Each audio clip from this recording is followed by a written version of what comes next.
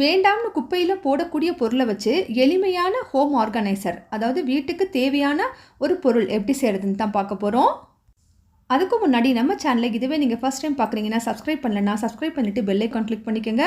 Hello viewers, வணக்கம், welcome to tickling taste.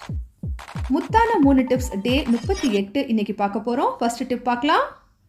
கடைகளில் வெளியே நம்ம தண்ணி குடிக்கிறதுக்காக வாட்டர் பாட்டில் வாங்குவோம். அது மட்டும் இல்லாமல் வீட்டில் எந்த பாட்டில் இருந்தாலும் சரி அதில் இந்த ஆர்கனைசரை நம்ம பண்ணலாம். வேஸ்ட்டாக தூக்கி போடக்கூடிய இந்த பாட்டில் எடுத்துக்கிட்டு மே பகுதியை இது போல் நான் வீடியோவில் காட்டியிருக்கிறது போல் கட் பண்ணி எடுத்துக்கோங்க. இந்த கீ பகுதி இருக்குல்ல, பெரிய பாட்டில் இருக்குல்ல, இதை என்ன செய்யணும் அப்படின்னாக்கா நல்லா முக்கால்வாசி அளவுக்கு இந்த மாதிரி இதை கட் பண்ணிக்கணும். கீ பகுதியை மட்டும் கட் பண்ண வேணாம், மேலே இருக்க பகுதியை மட்டும் கட் பண்ணிக்கோங்க. இப்போ என்ன செய்ய போகிறோம் அப்படின்னாக்கா, நம்ம வீட்டில் இருக்கக்கூடிய வலையில் இந்த பாட்டிலில் ஸ்டோர் பண்ண போகிறோம். ஒரு ஆர்கனைசராக இந்த பாட்டிலை யூஸ் பண்ண போகிறோம். பொதுவாகவே வலையில் நம்ம வளையல் ஸ்டாண்ட் அப்படின்னு சொல்லி கடையில் காசு கொடுத்து வாங்கி தான் ஸ்டோர் பண்ணுவோம். இல்லைனாக்கா ஏதாவது பழைய டப்பாங்கள் இருந்தால் டப்பாவில் நம்ம போட்டு வைப்போம். இன்றைக்கி வித்தியாசமாக இந்த பாட்டிலில் வந்து ஸ்டோர் பண்ணலாம் அப்படின்னு சொல்கிறேன். ஏன் அப்படின்னாக்கா, இந்த பாட்டில் வந்து டிரான்ஸ்பரண்ட்டாக இருக்குது. அதாவது பார்த்திங்கனாக்கா கலர் இல்லாமல் இருக்குது. பார்த்திங்களா, இந்த வெள்ளை கலர் இருக்கனால நம்ம என்ன கலர் வளையல் உள்ளே வச்சுருக்கோம் அப்படிங்கிறது தெரியும். நம்ம ட்ரெஸ்ஸுக்கு மேட்சிங்கான வலையில் ஈஸியாக எடுத்து போட்டுக்கலாம். அதே போல் இதை உள்ளே வைக்கிறதும் வெளியே எடுக்கிறதும் ரொம்ப ஈஸி. ஒரு 3 செட் ஆஃப் வளையல் தான் நம்ம இதில் வைக்க முடியும் அப்படிங்கிற மாதிரி இருக்கனால இந்த 2 செட்டை எடுத்துகிட்டு கீழே இருக்க செட்டை ரொம்ப ஈஸியாகவே எடுத்துக்கலாம். அதே போல் கண்ணாடி வளையல் ஒரு டப்பாலையும், மெட்டல் வளையல் ஒரு டப்பாலையும், நம்ம த்ரெட் வளையல் யூஸ் பண்ணுவோம் பார்த்திங்களா, அது ஒரு டப்பாலையும், ஃபங்க்ஷனுக்கு போடக்கூடிய வளையல் ஒரு டப்பாலையும் வச்சுக்கிட்டோம் அப்படின்னாக்கா அந்த டைமில் இந்த ட்ரெஸ்ஸிங்க்கு மேட்சிங்காக கலரிங் பார்த்து ஈஸியாக எடுக்கிறதுக்கு நமக்கு ரொம்பவுமே உபயோகமாக இருக்கும். முக்கியமாக காலேஜ் போகிற கேர்ள்ஸ், அதே மாதிரி வேலைக்கு போகிறவங்களுக்கு இது ரொம்ப ரொம்ப யூஸ்ஃபுல்லாக இருக்கும். ஃபங்க்ஷனுக்கு போகும்போதும் நம்ம ஹேண்டியாக இதை யூஸ் பண்ணிக்கலாம். பாட்டிலுக்குள்ளே வலையில் வச்சதுக்கப்புறம் அந்த மேலே இருக்க மூடி எடுத்து அப்படியே மூடி போட்டு வச்சுட்டிங்க அப்படின்னாக்கா வளையல் கீழே விழுகாது, நமக்கு கலையாது, அப்படியே இருக்கும். இந்த டிப்பு ரொம்ப யூஸ்ஃபுல்லாக இருக்கும். கட்டாயமாக செய்து பாருங்கள். வாங்க இப்போ அடுத்த டிப் பார்க்கலாம். சமையலுக்கு டெய்லி யூஸ் பண்ணக்கூடிய இந்த மிக்ஸி ஜாரில் இருக்கக்கூடிய பிளேடு பார்த்திங்கன்னா சீக்கிரமே நமக்கு வந்து இந்த ஷார்ப்னஸ் வந்து போயிடும். இந்த பிளேடை நம்ம ஷார்ப் பண்ணணும் அப்படின்னாக்கா கடையில் கொண்டு போய் ஒவ்வொரு தடவையும் நம்ம கொடுத்து காசு கொடுத்து இது செஞ்சிட்ருக்க முடியாது. அதுக்கு பதிலாக நம்ம வீட்டில் இருக்கக்கூடிய இந்த மாதிரி மாத்திரை கவர் இருக்குது பார்த்திங்களா, அந்த கவர் எடுத்துக்கிட்டு சின்ன சின்ன பீசஸாக கட் பண்ணி உள்ளே போட்டு இதை நல்ல ஒரு 30லேருந்து 50 செகண்ட் அளவுக்கு பல்ஸ்லையும் சரி, அதே போல் நீங்கள் ஃபுல் ஸ்பீட்லேயும் வச்சு அடிக்கணும்.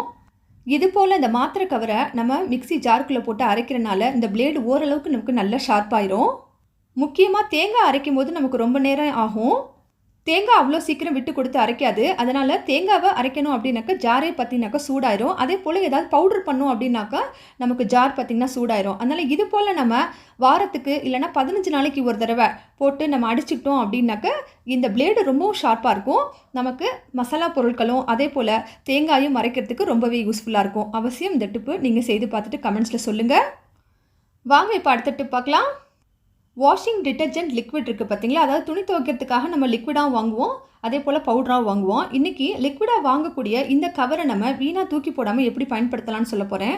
இந்த கவர் பார்த்திங்கன்னா நல்லா திக்காகவே இருக்கும். அதனால் இதை நம்ம ஆர்கனைஸ் பண்ணுறது அப்படின்றது நமக்கு ரொம்ப யூஸ்ஃபுல்லாக இருக்கும். இந்த கவரை வச்சு இன்றைக்கி ஒரு கிளிப் பேக் தயாரிக்க போகிறோம். துணி காய போடக்கூடிய கிளிப் பேக்கு காசே இல்லாமல் செலவே இல்லாமல் வீட்டில் ரொம்ப அருமையாக செய்யலாம். வாங்க எப்படி செய்கிறதுன்னு பார்ப்போம்.